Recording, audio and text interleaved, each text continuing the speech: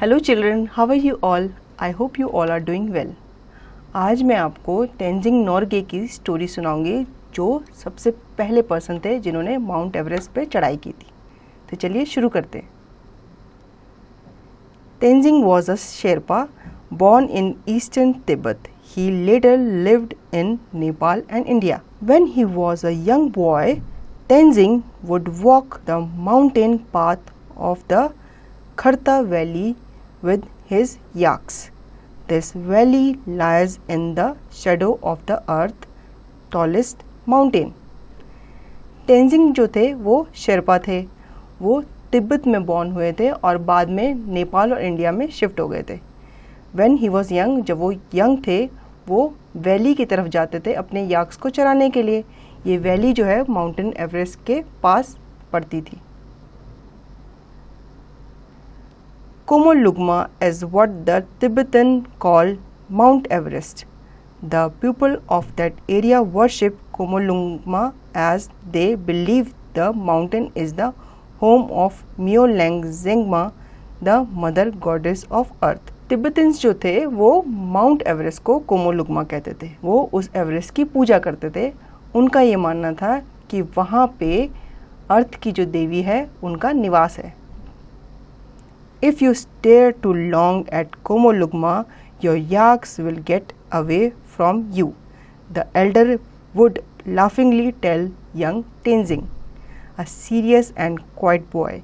He had a habit of daydreaming while looking at the faraway peak of Mount Everest. एक आदमी ने तेंजिंग से कहा कि अगर तुम उस माउंट एवरेस्ट को देर तक घूरते रहोगे तो तुम्हारे याक्स डिसअपियर हो जाएंगे, यहाँ से गायब हो जाएंगे। वो बच्चा छोटा था, वो उनकी बात को समझ नहीं पाया, लेकिन उस बच्चे की आदत थी, वो दिन में सपने देखता था उस माउंट एवरेस्ट पे चढ़ने के। Tenzing always treated his yak with gentleness. The yaks were moody creatures, long-haired and woolly, with horn that curved outward and up. Tenzing जो था वो हमेशा अपने याक्स को चराने के लिए लेके जाता था। अब याक आपने देखा है ना कैसा एनिमल होता है। याक के बहुत लंबे लंबे बाल होते हैं, फरी हेयर्स होते हैं, उसके वूली हेयर्स होते हैं और वो ठंडे इलाकों में पाया जाता है। He had invented his own way of showing them appreciation or scolding them of certain trails. Rrr, he would go और च। अब उनको चराने का उसका एक अलग तरीका था। वो उनसे बात करने के लिए या उनको तारीफ करने के लिए अलग तरीके की वॉइस निकालता था। Tenzing was the 11th child in a family of 13 children. His father's name was Gang La Migma, and he was a yak herder from the Sherpas community. बच्चों, तेंजिंग जो था वो अपने भाई बहनों में 11th चाइल्ड था और उसके पापा जिनका नाम था गैंगला मिग्मा, वो भी याक्स को चराया करते थे। His mother's name was Dokomo Kingzom. He was born in 1914 in a village called Tischu. Although his exact date of birth is unknown, he knew it was in late May by the weather and the crops. उसकी mother जिनका नाम था Docomo किंगजोम और वो 1914 में अपने village जिसका नाम था टिस्चू वहाँ पे पैदा हुआ था। हालांकि उसको एग्जैक्ट डेट नहीं पता थी कि वो एग्जैक्ट कब पैदा हुआ था, तो वो ऐसे अंदाज़ा लगाता है कि वो मई एंड के आसपास पैदा हुआ था। After his ascent of Everest on 28 May 1953, he decided to celebrate his birthday on that day thereafter. His year of birth, according to the Tibetan calendar, was the year of the rabbits, making it likely that he was born in 1914. बच्चों, जो शेरपाज होते हैं उनका एक record होता है हिमालय चढ़ने का, क्योंकि वो वहाँ रहते हैं तो वो हैबिचुअल होते हैं। तो जब तेंजिंग था वो छोटा था तो वो सपने में दिखता था कि वो हिमालय चढ़ रहा है, लेकिन वो कभी अपनी इस विश को पूरा नहीं कर पाया।